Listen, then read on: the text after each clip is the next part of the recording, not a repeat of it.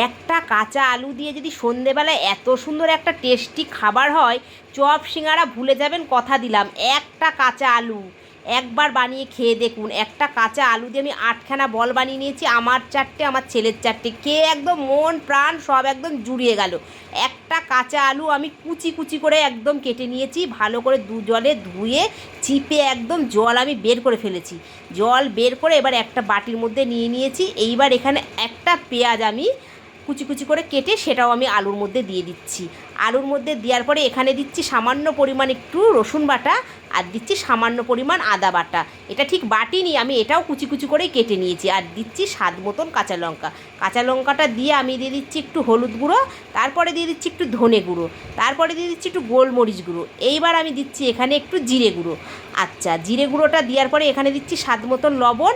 লবণটা দেওয়ার পরে এইবার আমি এখানে মিশাবো একটু কাশ্মীর লঙ্কার গুঁড়ো, একটু কালারের জন্য। আচ্ছা, এখানে দিচ্ছি একটু গরম মশলা। এইবার দিচ্ছি 2 চামচ চালের গুঁড়ো। 2 চামচ চালের গুঁড়ো দেওয়ার পরে আমি দেবো 2 চামচ কর্নফ্লাওয়ার।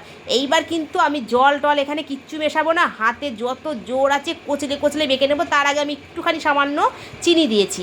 এইবার আমি কচলে কচলে মাখতে মাখতে দেখেছেন আমার একদম নাড়ুর মতন হয়ে গেল, মনে হচ্ছে যেন একদম নাড়ু পাকিয়ে ফেলেছি। এইবার কড়াইতে সাদা তেল দিয়ে দিয়েছি, দিয়ে কিন্তু আমি বলগুলো ভেজে নেব। ভাজার সময় এত সুন্দর একটা গন্ধ বেরোচ্ছে না, মনে হচ্ছে যেন এখনই খেয়ে ফেলি। এইবার এখানে গরম গরম চা আমি বসিয়ে দিয়েছি, আর এখানে মুড়ি নিয়ে নিয়েছি, আর এই বলগুলো আমার রেডি হয়ে গেছে। এইবার গরম গরম বল দিয়ে মুড়ি খেয়ে নিলাম। মনে হচ্ছে সন্ধেবেলায় যেন একদম জিভেরও সার্থক, পেটেরও সার্থক। আজকের ভিডিও এইটুকুনি, পরের ভিডিও অবশ্যই দেখা হচ্ছে।